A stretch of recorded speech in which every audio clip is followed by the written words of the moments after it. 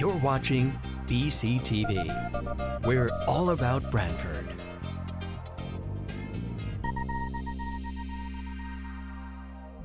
You're watching BCTV, Branford Government Television, a service of Branford Community Television. This program is brought to you in part through the support of the town of Branford. First of all, on the agenda is approval of the minutes for March 14th. So moved. Second. I did not see him. I didn't get Again. them either, but So I can't I didn't get vote. them either.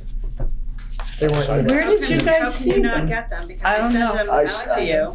Yeah. So if some It's of you are email. getting them, it doesn't make sense that others wouldn't. I got the whole package here and I went through it twice. No, it's not they in get here. It emails, comes- they get it comes emails email. separately from me. You're gonna, yeah, Oh, so email. them. yes. email. Yeah, I sent it Yeah, after I think I what sent Tristan, it. no, I didn't know. Yeah, Yeah, I have February. Who does it come from? It comes from me. Tristan. From Tristan After I Lucy. submit them to No. the town clerk's office, then I email them out to you guys. Beverly used to put the That- minutes in the packet. Okay, Okay, so maybe. All right, well, my I'll take email care of that. We'll address is add- wrong or we'll- something. The Yeah. minutes used to be in the. Do you Yeah, have we'll- anything else for me? No. All right. Well, Okay, report of the chief. All right. Oh, did we approve the minutes? Wait a second. Did we I get was gonna a, did we say, get no, a, there's a motion and a second. there's a motion and a second, but how many people actually saw them?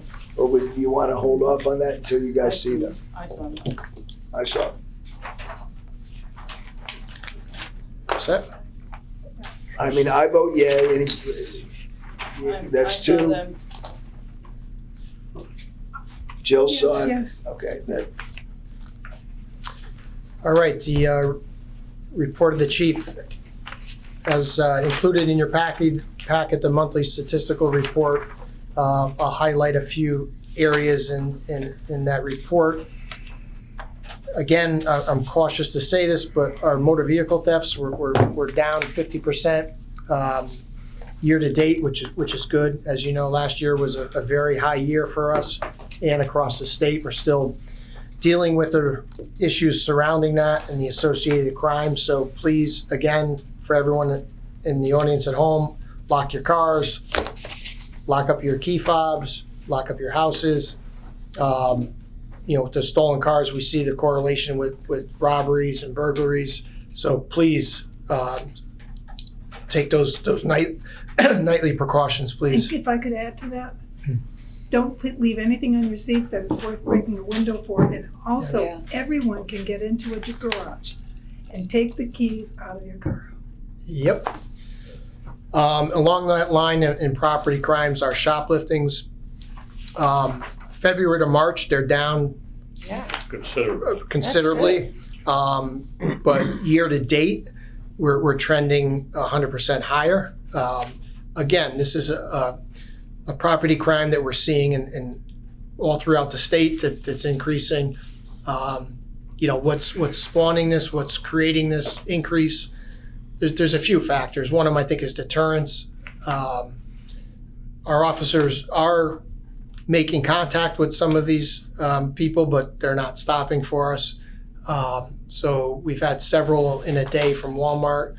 People go in, they steal whatever they want, they get in the car, they jump on the highway. We try to stop them, they won't stop, we have to let them go. Whether you want to debate that issue for a property crime, a high-speed chase during high volume times probably is not something we would do anyways, but I do think there's some deterrent effect that we've lost over the past few years. The other one, which is very frustrating for us, and I'm sure it's frustrating for the business owners and for the residents who go out and start their cars or their trucks in the morning and their catalytic converters are cut off their cars. The precious metals that are within them are at some all-time highs.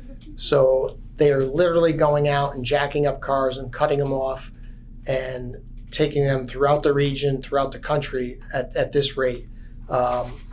We have seen a significant increase in those, and sometimes we see businesses targeted where their delivery trucks or their fleet is cut, 6 of them at a time.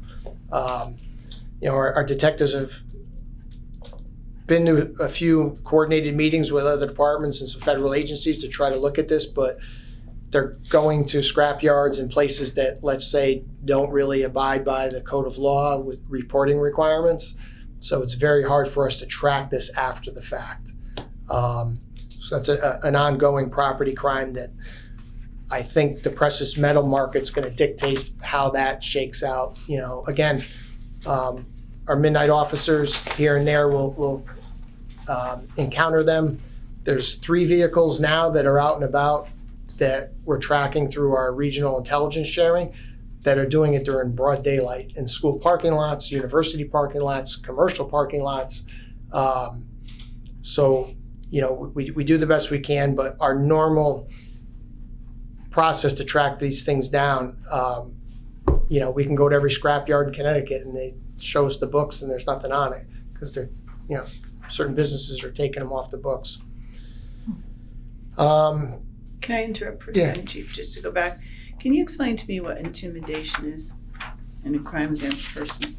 Because it's been a huge increase. Yeah, so that What would does that be mean? that would be one of our neighbors ones. So that's kind of like, you know, if someone threatens someone, they got in an argument, and that's where it would fall. It would be more of a threat category. You know, I'm going to hurt you.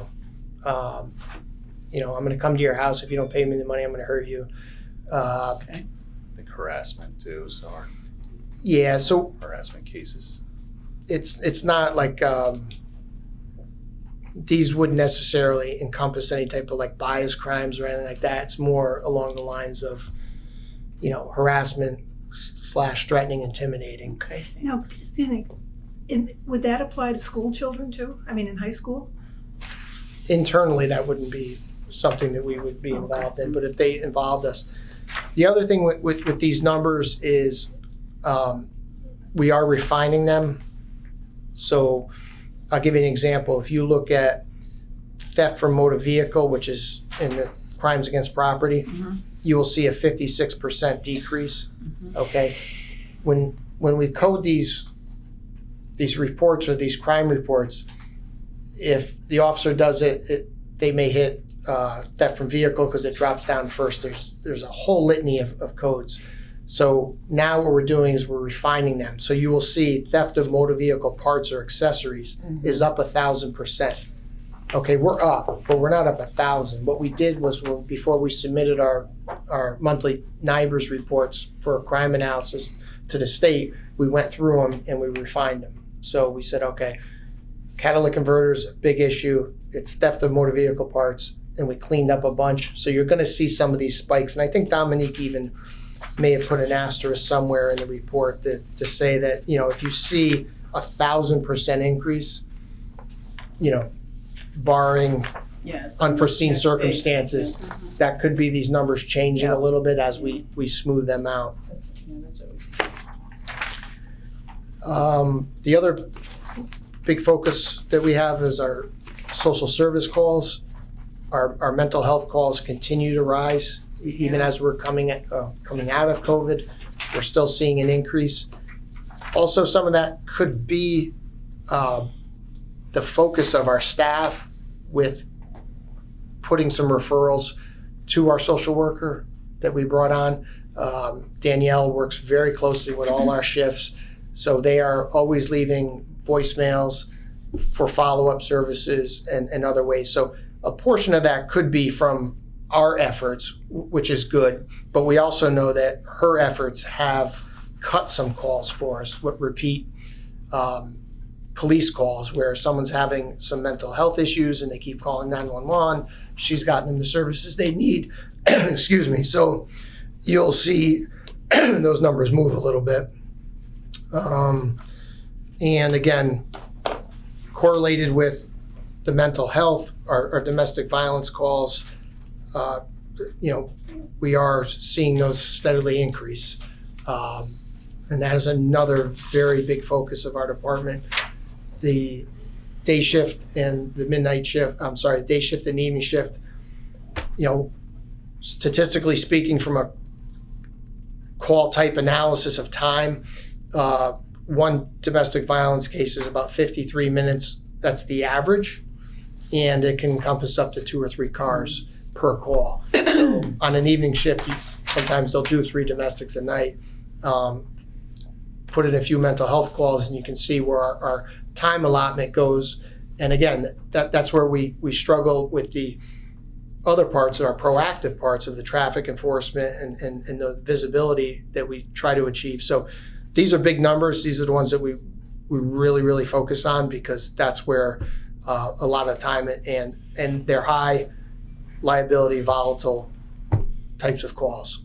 But as you can see, we're seeing this trend, and we want to see what it's going to do. Is it going to even out, or are we going to continue? But these numbers are not just germane to us. We're seeing this across the mental health crisis, and COVID didn't do us any favors. So we're kind of coming out of that. Sometimes I feel like it's a broken record every month that I say that, but that's what we're seeing, and that's what we're dealing with. Could you just, I'm sorry. The mental health calls, is it predominantly younger people?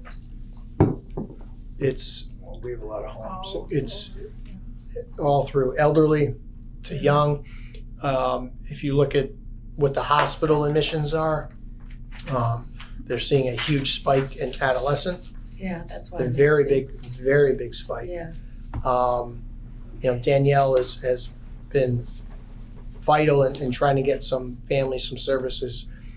There's only so many beds. In some of the hospitals, like Hartford Hospital, some of them are waiting 48 hours before they're even seen. Yeah. So there is some legislation being brought up this session on the mental health side, but yeah, it doesn't discriminate. It's young, old, middle, and elderly matters. We're seeing, as we do more with this social worker getting involved with the cops, we're getting more referrals for elderly service matters, people who are in need of, some of them, they've kind of been forgotten about. There's no What about family. homeless people too? We see a fair amount of that. What kind of population do you have in Branford, homeless population? I wouldn't say it's significant, but it's very transient because of our location. Mm-hmm. But we do have one success story. I don't know if forgive me if I had brought it to the commission before. We did have a homeless person that was up on West Main Street. Officer had an interaction with him, and he pretty much said he was homeless, and we got Danielle involved. She got some services, was able to get him some shelter for a few days, turned him onto a job at a local food establishment. He started working, and right around Christmas he popped in and said he's doing really well. He wanted to thank us. That's nice. So, That's nice. I think that speaks volumes of where our focus is, the culture of the department, that we're there to help just as much as we are to enforce the law and chase bad people. So that was just a little side, but yeah, we don't have a significant population, but a transient population. Could you just talk a little bit about wire fraud, what we've seen over the last month or two, and Yeah, the scams are continuing. They're hitting you on the phone, via email, on the telephone, text messages. It continues. When someone calls you and says, go get various gift cards to pay off bail money for your nephew or niece, anything that you hear the word gift cards, stop, please. Hang up. Discontinue the email. Don't click on email links. I think we spoke about this last month. My advice is be rude. Delete that email. Hang up on that phone call. Do not engage these people. If your loved one has been arrested, there will be some contact. We've all watched the movies. They will get a phone call. Yeah. So don't fall for the trap. They specifically target the elderly. People, they do it. They'll drive to Walmart and get gift cards. They'll drive to the big box stores and get gift cards. So, Amazing. I think the easiest thing, and we're going to reach back out with the senior center and try to get some education there. But I think the easiest way to think about it is don't be nice. Just hang up. just hang up. Chief Halloran, when he was here, was telling us once he was sitting in his office and he got a phone call. Yeah. And they were talking about, and he said to them, do you have any idea who you're talking to? And they said, no, we just called the number. He said, I'm the chief of police. They don't care.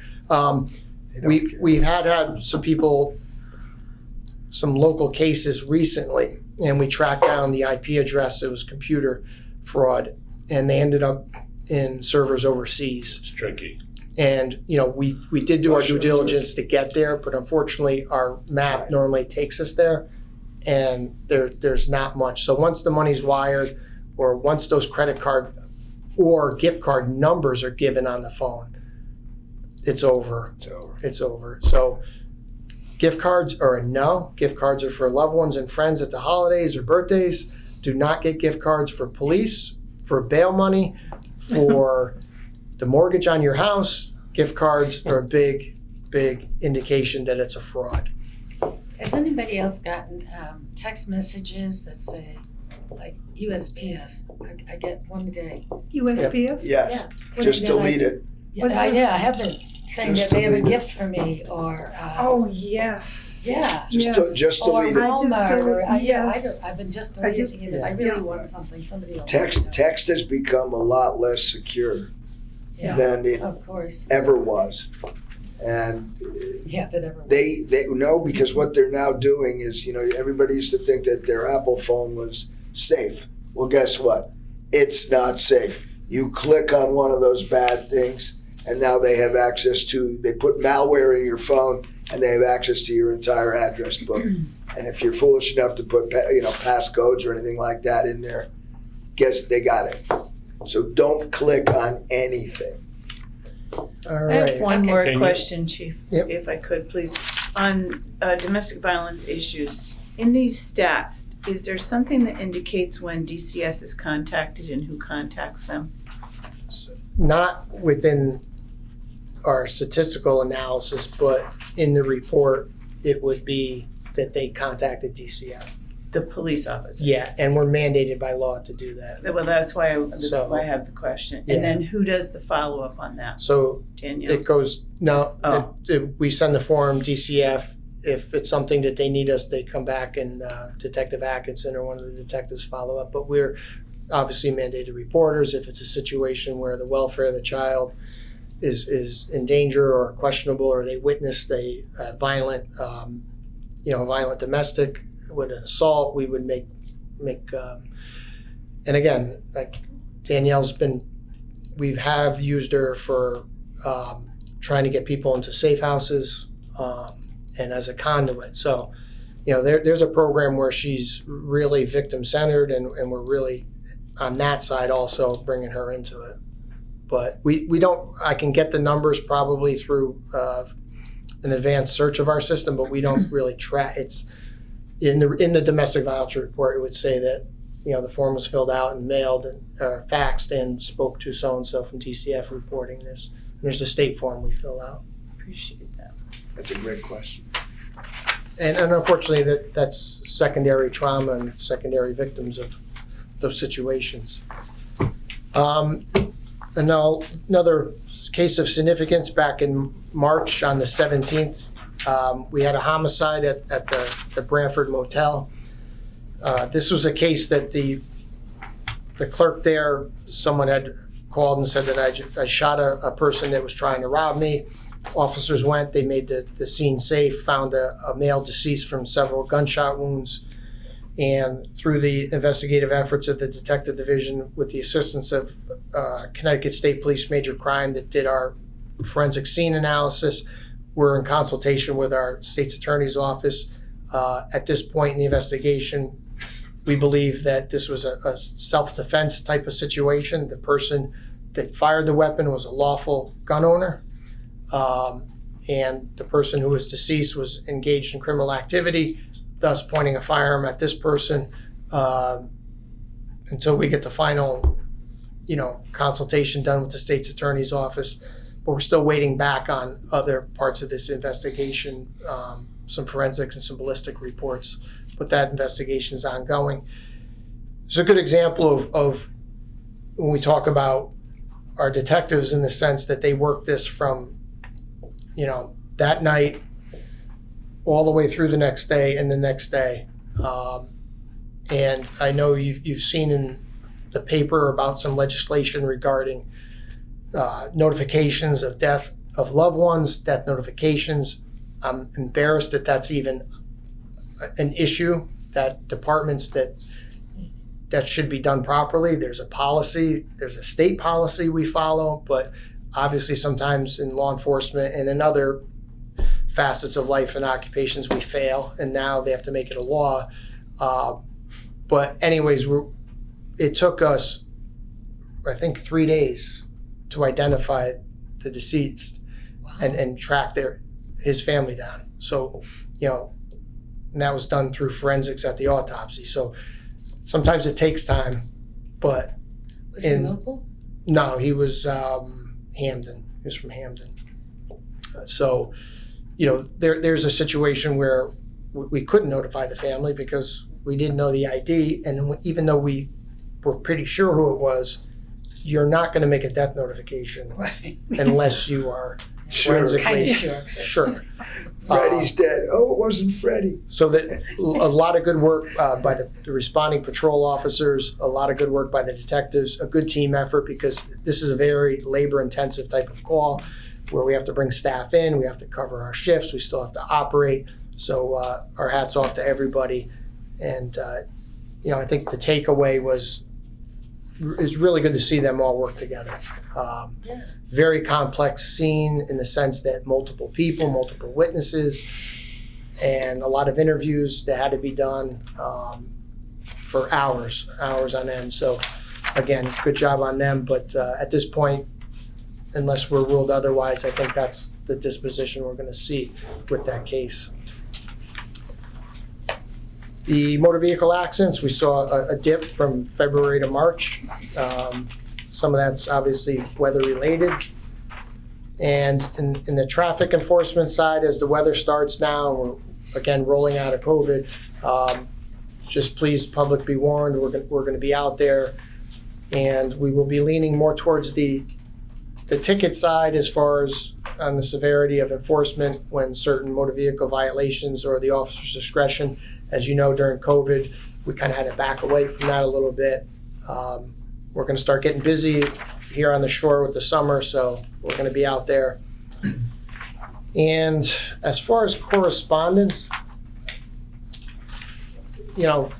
traditional mail is kind of taking a back seat, and I normally don't read all of these, You have but to read this one. verbatim, but this was one that was sent to us electronically. And it said, "Hello, I just wanted to shoot a quick message to thank you all. I recently had a few occasions to deal with some of your officers.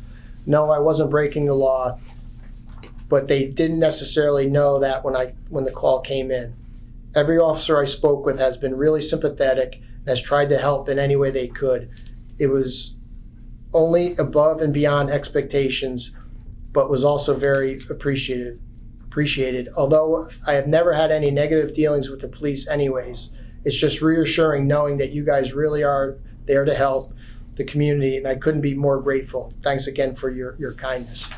So, it's a tough job, but this is the kind of culture we want. This is what we want our officers out there doing, and it's good to get some good feedback.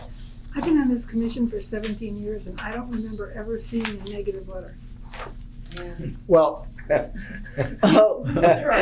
I can tell you that that's not always some of the letters I get.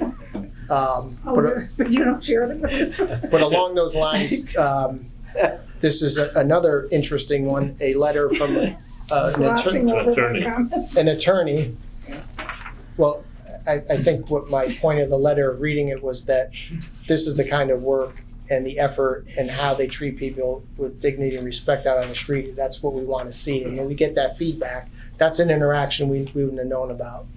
Right. So I think that's important.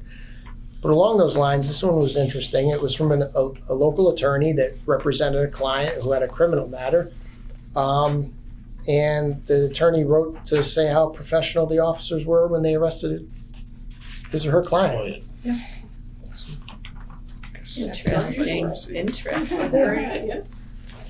We also have one for Officer Vitale. Oh, and I'm sorry, the one from the attorney was for Officer Stephen Crowley and Shannon McIsaac and Sergeant Amber Morgan. They were the ones on that arrest case.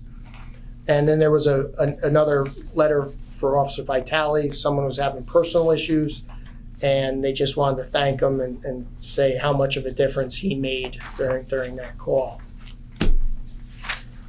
As far as some more good work of the officers, as you remember, in 2022 or 2021, Joseph Hurton and Detective Hurton and Officer Harrington, with their involvement in the Special Olympics, we are the #1 police department in the state of Connecticut for the most money raised, a total of $30,000 that they raised with the help of others in our community. Big accomplishment. It was a record-breaking. Congratulations. That's great. Joe and Joe put a lot of work. As you know, we do the Lenny's Tip-A-Cop, and they do a whole bunch of other fundraisers.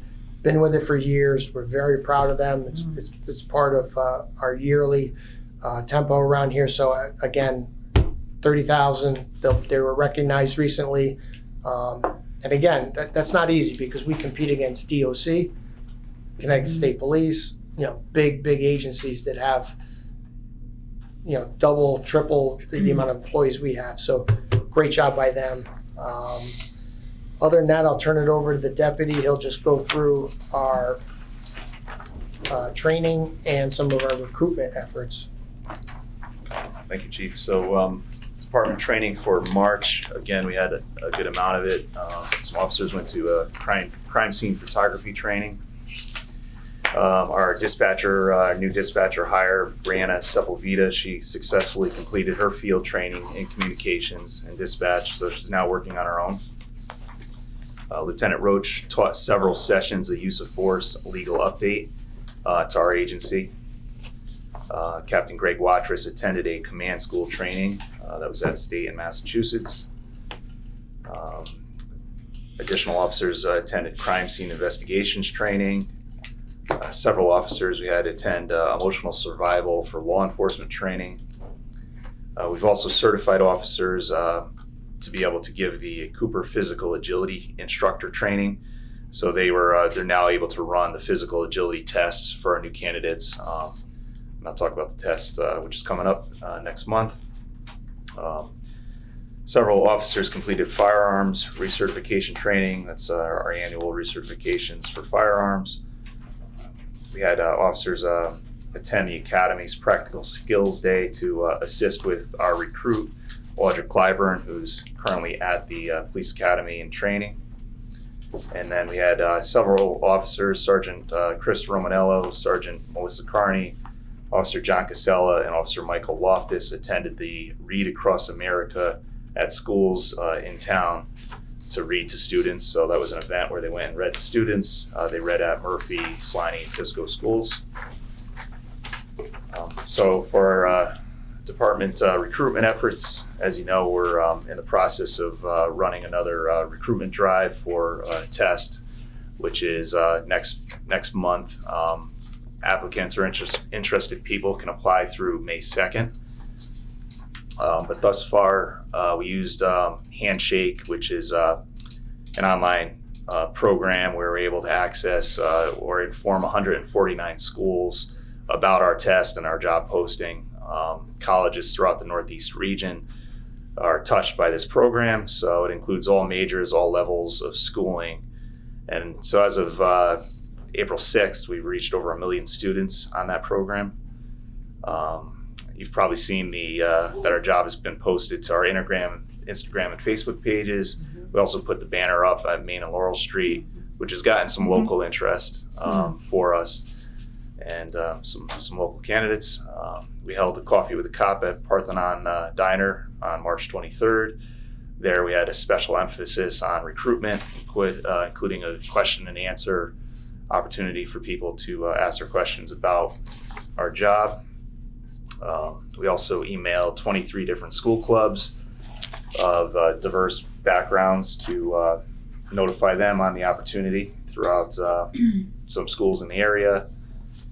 We attended CHIP physical agility tests, which is statewide testing on the physical agility program for police candidates or people that want to get into the occupation, where they can go and pass the physical agility test, and then several departments sometimes will accept that CHIP card, they call it. So we were able to get a few recruits to apply to our process because we met with them and were able to tell them about our agency.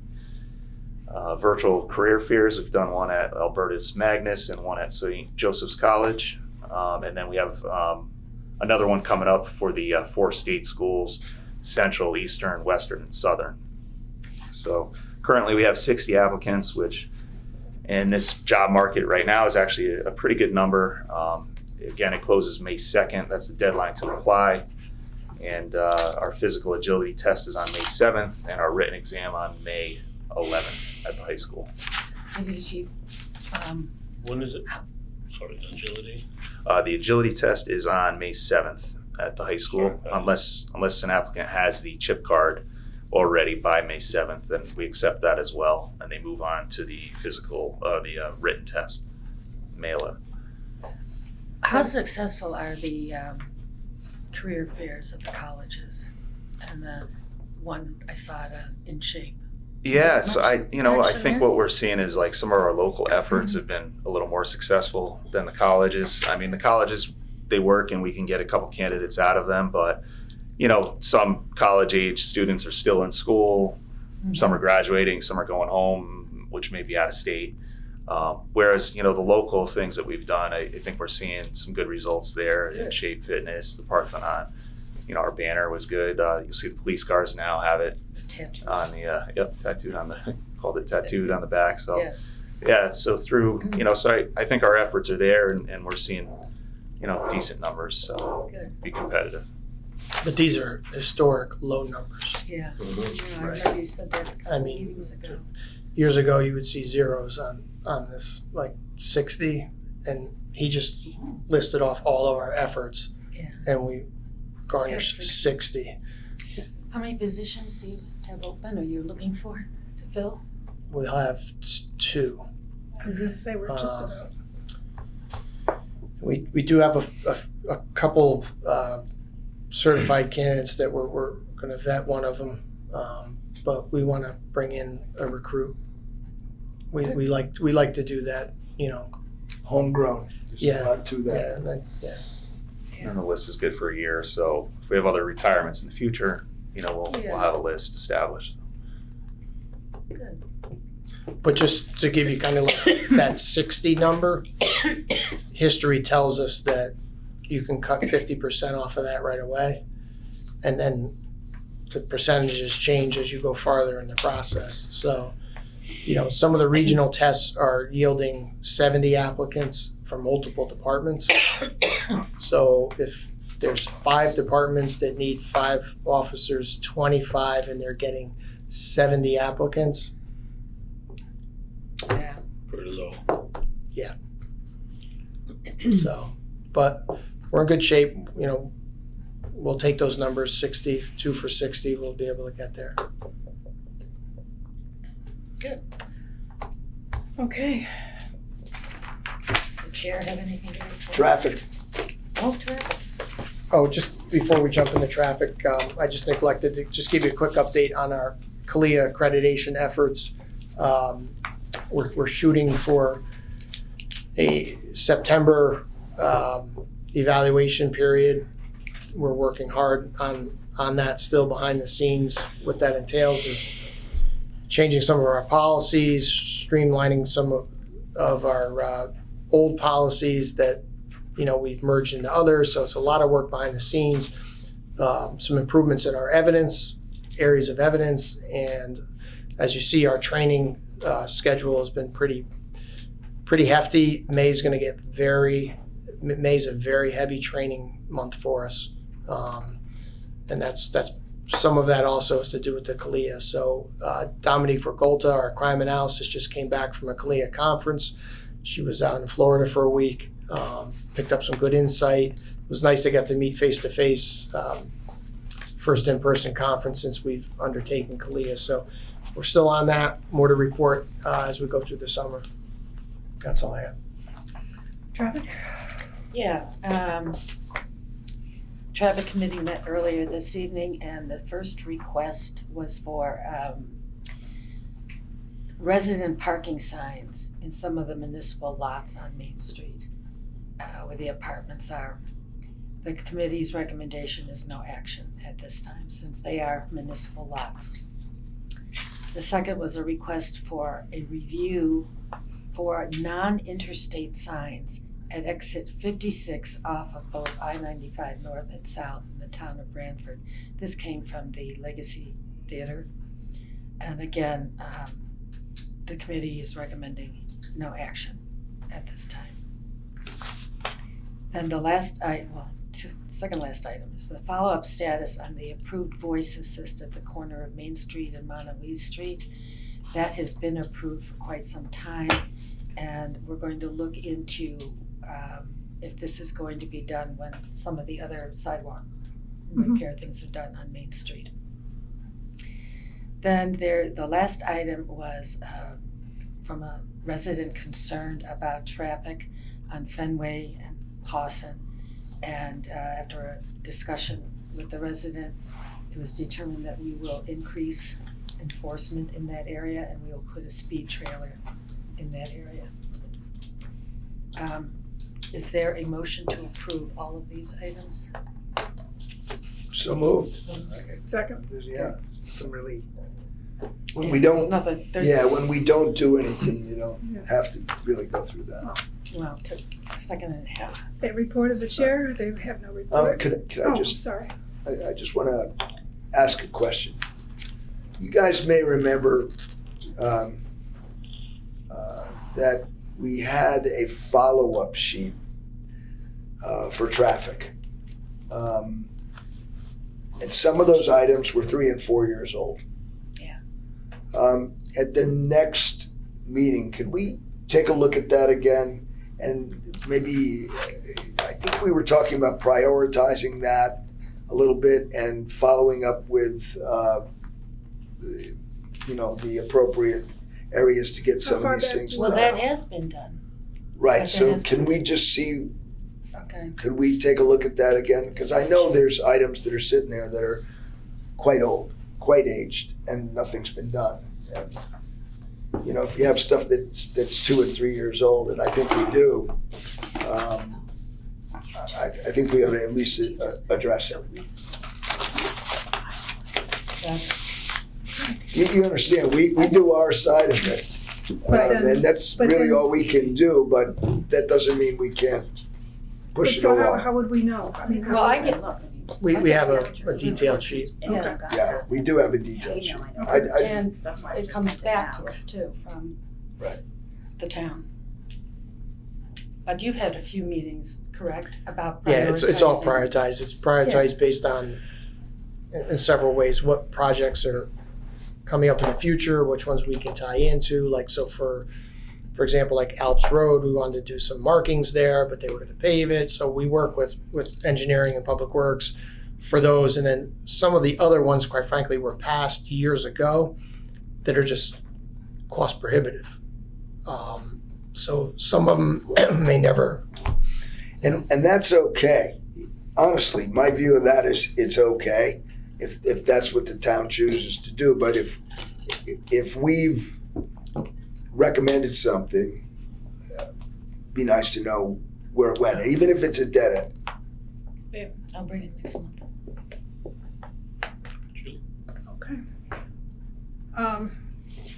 For the chair, I don't have a report, other than just lock your doors. Citizens' comments. We have a citizen here. There she is. No comment? Okay. No, but I'd like to make a comment. Okay. May I? As a citizen? No, I would like to make a comment on the publicity that was done on Danielle. On the. Right. And I'm blocking where it was, the great article about her. What publication was I that? think it was the sound. The sound. The patch, it was on patch. it was a great article about her and what she's doing in this with this department. And What about, They you also- asked me about this, what about, what's her name, Mary Grandy? She writes, she does that little booklet that comes out, is it once a week or twice a week? Or once every 2 weeks, where they focus in on a family? The Gills were on there, for that instance. I magazine. can't remember. but- Yeah, it's, But it goes to Postal Patron, doesn't it? yeah, Yeah. that would be a good resource. It also went on Facebook. Yes, Right. but I don't know if the whole article did, but my point is, kudos to the department for having Danielle as an employee here, and you can see from the numbers what the work that's being done. It's huge, and so I just would like to say that was great. But if we But I want to think get the it, idea of the magazine, I forget what it's called. They um, feature a new family Neighbors. or person. It's called Neighbors. Neighbors. Like yes, meet your yes, neighbors yes, or meet your something. neighbors, Yeah. meet your neighbors. Now, who would Mary get in touch with to write the article? Or do we even want to do that? No, it's, I don't. it doesn't really work. We're not in the business of like seeking recognition. Okay. I think that she's got some of the spotlight, and it was very well earned. And the deputy worked very hard with Margaret Liberta from HR and Peter Semino, and they got this up and going and very, very fast. Some programs are stalled. Some programs, they're still looking at it. We hit the ground running, and she's making an impact. We say it all the time. It's really changed the way we do business in certain respects. So I think we just keep doing what we're doing. And I don't know if you want to touch on some of the Angel initiative we're looking at doing. Right. Yeah. So she has a lot of great ideas. And one of our ideas as well is just to address some of the overdoses that we're seeing in town and curb it in any way we can. There's definitely no easy fix for a huge problem like that. But one of the programs that we know are out there and that we like the idea of is they call it an Angel program. We may not term that, but somebody has a substance abuse issue and they're looking to get sober, or they need help, or maybe it's a family member of yours. We would intake them here at the PD. They can turn over whatever they have for narcotics that's disposed of, and then we assist them in getting into a facility where they can detox and get help for their drug addiction. So that's a program we're in the early stages of working on developing along with Danielle. She's got some great connections in the field, so she knows, she can access and know where beds are, where available beds are, so where we could direct a person to be really for our Branford residents That would only. be huge, because yes. families don't know where to go. Right. And when you go to the emergency room, there are no open beds for detox or Right. for treatment. Right. That would be huge. Yeah, so it's something we're working on. It's it's a goal of ours. I think we can get there. But just to speak to Danielle, she's definitely gotten a lot of publicity through the articles that we've seen out there already. A lot of other agencies have called to us. They've spoken to myself. They've spoken to Danielle, and we've given them everything we've done. Our research, our project, our general orders, our job description. So it's taken off in other places, but we've been asked, well, when's the next one? But to be honest with you, Chief and I we ask for things that we need. We really don't need a second social worker at this point. Her workload is adequate. She's very busy. She works hard. She's very good in the field. So we would never come to you and ask for something that we don't need just to expand a successful program. So we want to make that point known as well, because we're highlighting her work that she does monthly. But realistically, it's like different work. So it's something that our officers are out there doing great work all the time. I mean, they're constantly doing that, but it's just some different work that Danielle's doing. That's she's solving problems that are out there that we need solved. So, But in light of some of the bad publicity that law enforcement has received over the last couple of years, I think you do need to look for the recognition when you have something successful that's working to change people's attitude and perceptions of law enforcement, with it pertaining to like defund the police and Right, and we Police agree, and I accountability think that act. what we have locally is we have our local support, and that's what the chief and I focus on. So locally, we know we're supported, we appreciate that, we value that, and, you know, we continue to do the right thing, and that's what we're gonna continue to do here in our agency. So we can't speak to every agency across the country, but, Right. you know, we know we have the support of our residents, and we value that, so. Well, you also have to kind of be careful, I think, too, for the police that are in the field doing the 24/7 work, that when someone like a Danielle comes along, I don't mean to be negative about anybody, but their work is just, if not as important. And so there's that fine line where you really need to recognize the officers and the fine work they're doing. For instance, I wouldn't have known that they went into these schools and read across the map. I mean, that's the kind of information that we need to know, so that we can then, as commissioners, share that with people that we might speak to well, did you know that the officers did that? You know. Right. I think that's important work too. Yeah. Who does the Facebook postings for the? That is Lieutenant Carangelo and Sergeant Carney and a few others that contribute. We're lucky we have a great social media team. Yes. And that's probably the best way to kind of get to know us. Yeah, that's great. Is you follow our Instagram or follow us on Facebook. We pretty much tell you everything we're doing. Yeah. And then that's a big part of And it's trying to get it interesting. out there. It's interesting. Yeah, and they're very talented. We get a lot of phone calls from other agencies Yeah. saying, who does that? Yeah. Myself and the deputy, not as creative. So we don't have a picture. Well, that's a skill, you know. I don't know what an emoji is from I don't Oh, know. boy. I just know they do a great job. So, you know, but that is a good way for the public to follow us and to be informed.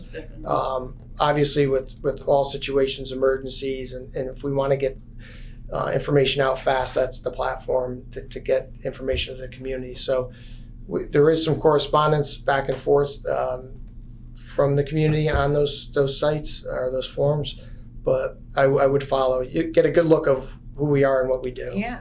I know I share every one of them that I see.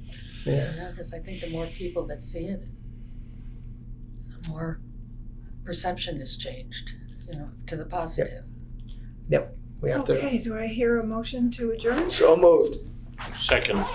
Everyone in favor? Aye. This program was brought to you in part through the support of the Town of Branford. Watch town meetings and other videos on demand at BranfordTV.org.